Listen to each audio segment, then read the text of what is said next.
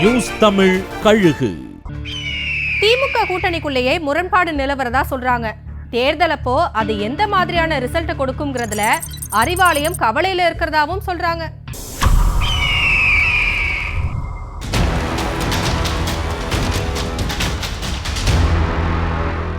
நூறு நாள் வேலை திட்டத்துக்கு எதிரான போராட்டத்தை 24ஆம் தேதி திமுக அறிவிச்சிருக்கு. இதுல திமுகவோட கூட்டணி கட்சிகள் எல்லாருமே பங்கேற்க போறாங்க. அதுக்கு முதல் நாளே அதே காரணத்துக்காக விடுதலை சிறுத்தைகள் கட்சி, இந்திய கம்யூனிஸ்ட் மற்றும் மார்க்சிஸ்ட் கம்யூனிஸ்ட் கட்சி ஆகிய 3 கட்சிகளும் ஒன்னா சேர்ந்து தனியா ஒரு போராட்டத்தை அறிவிச்சிருக்காங்க. இதுல மதிமுகவுக்கு அழைப்பு இல்ல. மக்கள் நல கூட்டணியில மதிமுகவோட ஒன்னா இருந்த விசிகாவும் கம்யூனிஸ்டுகளும் அண்மை காலமா எந்த நிகழ்ச்சிக்கும் மதிமுகவை அழைக்கிறது இல்லைங்கிறாங்க. இதுல வைகோ அப்செட்டா. ஆனா திமுக அறிவிச்சிருக்கிற போராட்டத்துக்கு மதிமுகவுக்கு அழைப்பு விடுக்கப்பட்டிருக்கு. தேர்தல்ல கூட்டணி கட்சிகளுக்குள்ளேயே இப்படி ஒரு முரண்பாடு நிலவருது வெற்றியை பாதிக்கும்னு நினைக்குதான் திமுக.